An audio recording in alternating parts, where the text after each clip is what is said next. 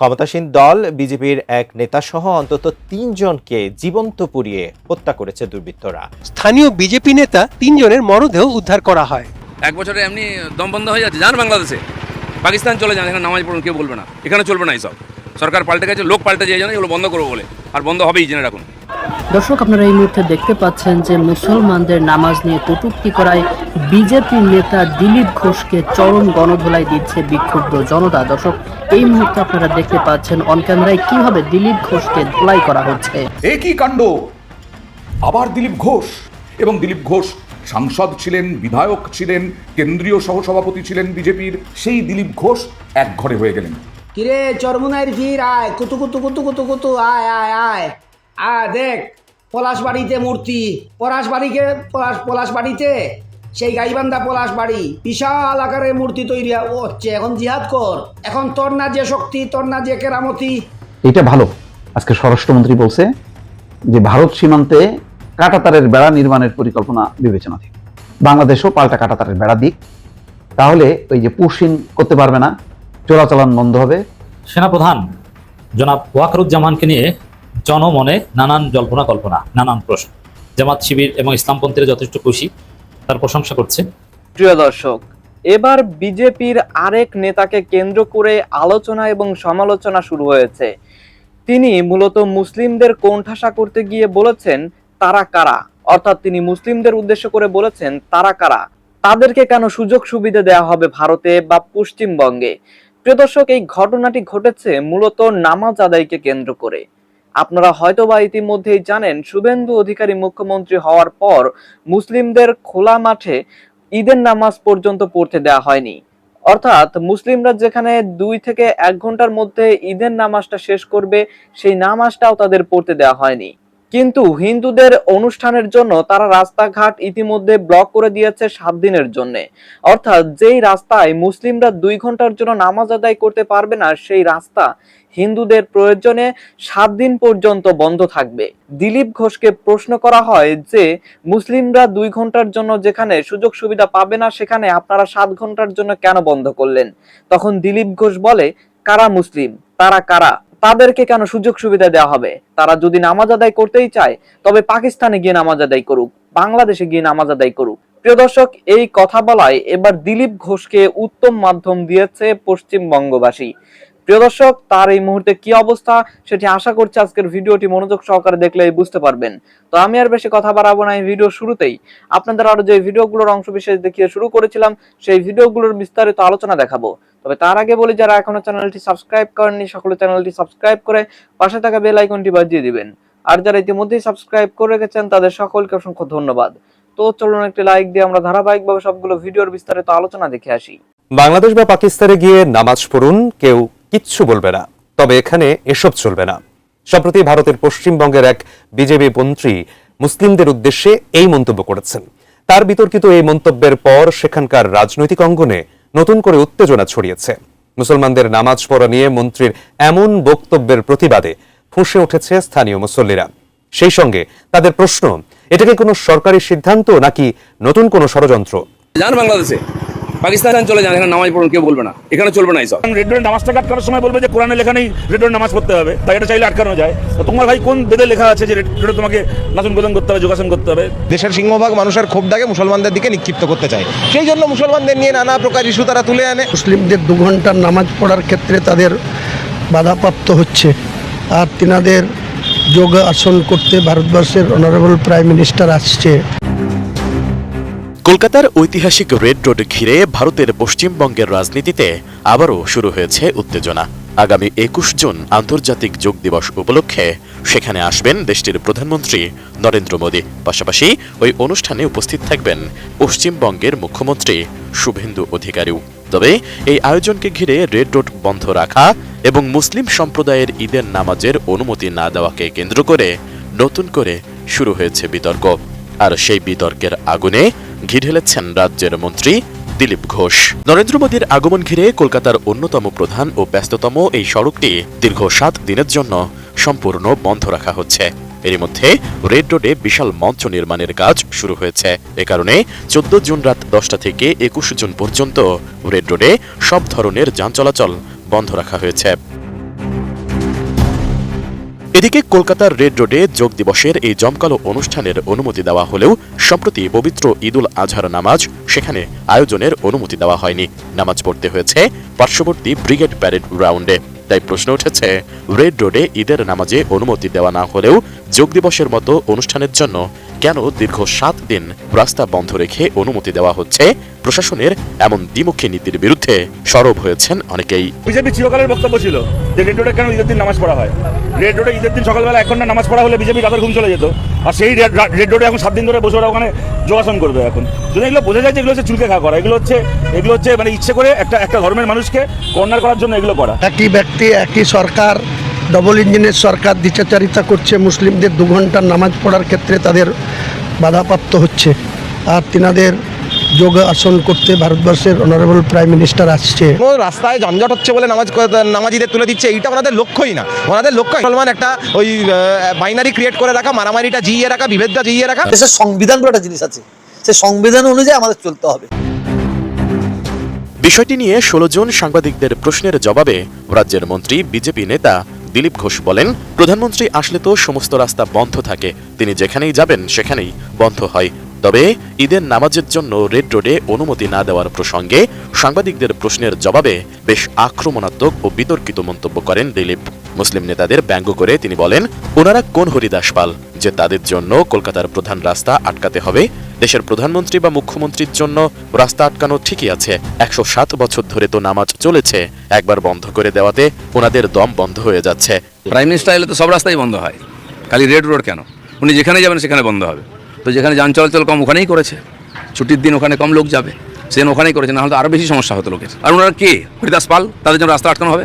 Prime minister জন্য আটকাবে, chief মিনিস্টারের জন্য আটকাবে, এটা ঠিকই আছে। আর 107 বছর ধরেই তো অন্যায় করা হয়েছে, 1 বছরে এমনি দম বন্ধ হয়ে যাচ্ছে। এ সময় তিনি বাংলাদেশ ও পাকিস্তানের প্রসঙ্গ টেনে সংখ্যালঘুদের উদ্দেশ্যে বলেন, বেশি সমস্যা হলে বাংলাদেশ বা পাকিস্তানে চলে যান, সেখানে গিয়ে নামাজ পড়ুন, কেউ কিছু বলবে না। এখানে এসব আর চলবে না, সরকার পাল্টে গেছে, এগুলো বন্ধ করার জন্য লোকও পাল্টেছে, তাই এগুলো এখন বন্ধ হবেই। যান বাংলাদেশে, পাকিস্তান চলে যান, এখানে নামাজ পড়ুন, কেউ বলবে না। এখানে চলবে না এইসব, সরকার পাল্টে গেছে, লোক পাল্টে যায়, এগুলো বন্ধ করবো বলে, আর বন্ধ হবেই, জেনে রাখুন। অন্যদিকে দিলীপ ঘোষের এসব মন্তব্য মুহূর্তেই রাজনৈতিক অঙ্গনে তোলপাড় সৃষ্টি করে। তৃণমূল কংগ্রেস সহ বিভিন্ন ধর্মনিরপেক্ষ ও সামাজিক সংগঠন এই বক্তব্যের তীব্র নিন্দা জানিয়ে এটিকে দেশটির সম্প্রীতি নষ্টের একটি অপচেষ্টা বলে আখ্যা দিয়েছে। এটা ভালো, আজকে স্বরাষ্ট্রমন্ত্রী বলছে যে ভারত সীমান্তে কাঁটাতারের বেড়া নির্মাণের পরিকল্পনা বিবেচনাধীন।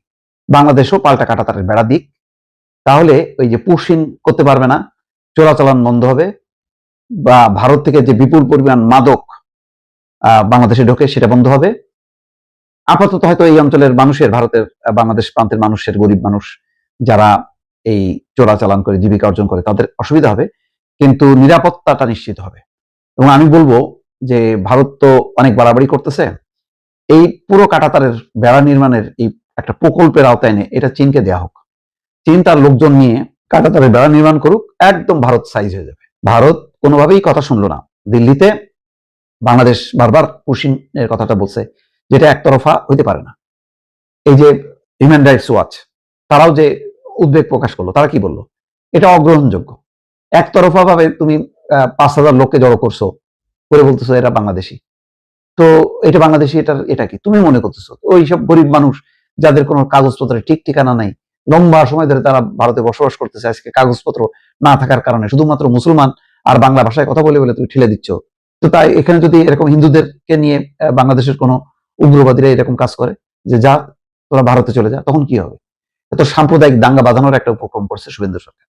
তো আজকে স্বরাষ্ট্রমন্ত্রী এই যে সংসদে বলছে যে পরিকল্পনা বিবেচনাধীন না, এটা প্রকল্প নিয়ে এই প্রকল্প বাস্তবায়নের এবং ভালোভাবে এমন কাঁটাতারের বেড়া শক্ত যাতে করতে পারে এটা চীনকে দেওয়া উচিত। চীন যদি কাজ করা শুরু করে, ও দেখবেন যে বিএসএফ 200 হাত দূরে চলে গেছে, আর ধারে কাছে আর পুশিনের চিন্তা করবে না। এইটা করা উচিত, কারণ যেমন কুকুর তেমন মুগুর মারা দরকার। ভারতের বাড়াবাড়ি, তাদের অহমিকা এমন একটা পর্যায়ে পৌঁছেছে, এটাকে একটু নামাতে হবে। নামাইতে গেলে ওষুধ হচ্ছে চীনা ওষুধ। চীনা ওষুধের উপর কোনো কাজ হবে না, কারণ এই বাড়াবাড়িটা এরা নেপালের সাথেও করতে পারে না। নেপাল একদম ঠেটা আছে, একেবারে পাল্টা মেরে দেয়, এবং উদাহরণও আছে। চীনের সাথে তো করতেই পারে না, লাদাখে তো যেই মানে পিটায় মেরে ফেলছে, একেবারে বাড়াবাড়ি করছে। তারপরে ওই সৈন্যরা এসে লাদাখে ঢুকে কতজন মারছে হিসাব আছে? কত অঞ্চল, কি পরিমাণ অঞ্চল দখল করে বসে আছে চীন? নিয়ন্ত্রণ আছে? এমনকি ওদের যেই পাহাড়ি সীমান্তবর্তী হিমাচল, অরুণাচল, এইসব অঞ্চলগুলোতেও নাকি চীনাদের কর্তৃত্ব এবং নিয়ন্ত্রণ আছে, এবং বিভিন্ন স্থাপনার নাম চীনা ভাষায় লেখা। সেখানেও মাতবরি করতে পারে না। যত তাদের মাতবরি হচ্ছে বাংলাদেশে, কারণ গত 15 বছর শেখ হাসিনার আমলে এইগুলি তাদেরকে দেখাইছে যে আমাদেরকে যতই মারো আমরা তোমাদেরকে পা চাটবো, আমরা কুকুরের মতন তোমার পায়ে গুটি সুটি মেরে থাকবো, যতই লাথি মারো। এই জায়গা থেকে আজকে যেই কথাটা আসছে, পাবনা 5 আসনের এমপি শিমুল বিশ্বাসের প্রশ্নের জবাবে এটা বলতেছে যে ভারতের বিধানসভা নির্বাচনের পর 36টি পুশিন চেষ্টাকে প্রতিহত করেছে। 36টা পুশিন, চিন্তা করা যায়? এবং 2369 জনের মধ্যে 2175 জনকে সংশ্লিষ্ট থানায় হস্তান্তর করা হয়েছে, পাশাপাশি 11 জনকে বিএসএফ এর কাছে হস্তান্তর করা হয়েছে। এছাড়া 183 জনকে পুশব্যাক করা হয়েছে। এ সময় মানে সীমান্ত হত্যা, পুশির বদ্ধ নানা কার্যক্রম হাতে নেওয়া হয়েছে। কিন্তু আমার কাছে গুরুত্বপূর্ণ হচ্ছে ভারত যেমন কাঁটাতার নির্মাণ করছে, বাংলাদেশও কাঁটাতার নির্মাণ করুক, করে তখন কাঁটাতার নির্মাণ করলে আর এই পুশিনের চেষ্টা সফল হবে না।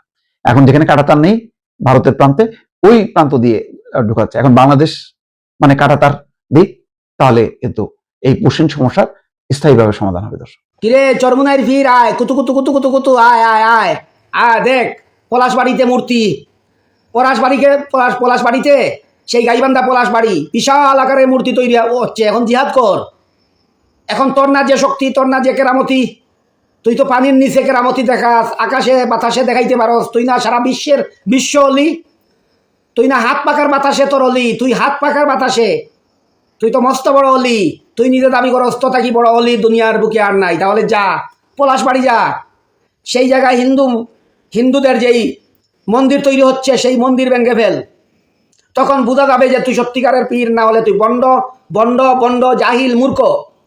তোর কোনো ইজ্জত নাই, তোর কোনো শরম নাই, তোর কোনো হায়া নাই।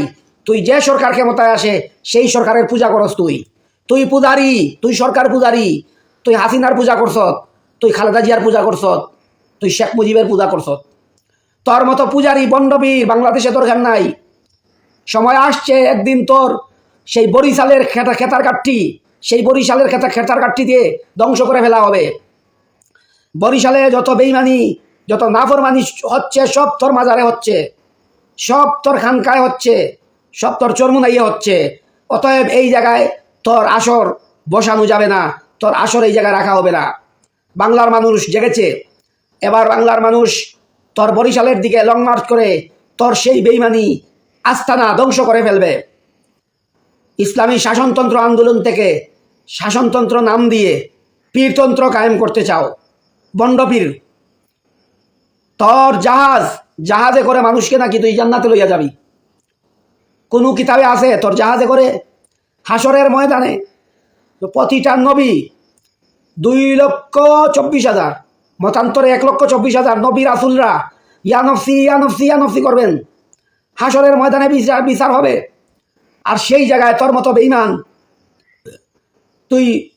তুই বলস জাহাজে করে নাকি জান্নাতে নিয়ে যাবে। এই সমস্ত বেঈমানি ছেড়ে দে, প্রতারণা সিটিং বাটপারি ছেড়ে দিয়ে তাবলিগে চলে যা, তাবলিগে গিয়ে 3 চিল্লা দিয়ে আয়, জীবনকে পরিবর্তন কর। এই সমস্ত ব্যবসা চলবে না, ব্যবসার নামে বেঈমানি চলবে না। বাংলার মানুষ এখন সচেতন, বাংলার মানুষকে ধোঁকা দেওয়া আর যাবে না। তোমার পাপ বালিক হয়ে গেছে, সময় চলে এসেছে তোমাকে ডান্ডা বেড়ি পড়ানোর। তোমাকে ডান্ডা বেড়ি পড়িয়ে পিছনে হাত নিয়ে বেঁধে 2 দিন 2 রাত পর্যন্ত পিটাবো, পাও থেকে মাথা পাতা পর্যন্ত, পাও থেকে মাথা পর্যন্ত পিটাইলে পরে তুমি ঠিক হবে। তুমি হাজার হাজার মানুষকে পথভ্রষ্ট করছো, তুমি শত শত মুসলমানকে ধ্বংস করে ফেলছো, তুমি কুরআন হাদিসের বিরুদ্ধে চলছো, তুমি মাদ্রাসা মসজিদ নষ্ট করে ফেলছো, তুমি আল্লাহর নাম নিয়ে, রাসুলের নাম নিয়ে বন্ড পীরের মতো তোমার কথাবার্তা। তুমি হুঁশিয়ার হয়ে যাও, বাংলাদেশে তোমার এগুলো আর চলবে না। বাংলাদেশের মানুষ এখন সব কিছু জেনে গিয়েছে, তোমার ভিতরে কিছু নাই, তোমার ভিতরে শয়তানি। তুমি শয়তানের পীর, মুসলমানের পীর না, মানুষের পীর না, তুমি শয়তানের পীর। তোমার এন হাজার হাজার শয়তান যায়। এই শয়তানরা হাত পাকা নিয়ে দেশ শাসন করতে চায়। একটা আসনও তো পাইলা না। যে আসন পাইছো ও তোমার চরমুনাইন না, সে চলে আসবে ইনশাল্লাহ, সে তোমার দলে থাকবে না। তোমার খায়েশের প্রধানমন্ত্রী হওয়া শেষ। আরে কি খায়েশ ছিল, প্রধানমন্ত্রী হইব? বেইমানের বেইমান, তোর মতো ভিত্তুক দ্বিতীয় বাংলাদেশে আর নাই। দর্শক, আমি আশা করছি আপনারা সকলে অত্যন্ত মনোযোগ সহকারে সবগুলো ভিডিও দেখেছেন। এমনকি দর্শক, যদি এই ভিডিওগুলো সম্পর্কে আপনাদের কোনো মতামত থেকে থাকে তাহলে তো অবশ্যই জানাবেন। দর্শক, নিউজটি শেষ করছি এখানেই, ফিরছি পরবর্তী নিউজে নতুন কোনো টপিকে। আল্লাহ হাফেজ।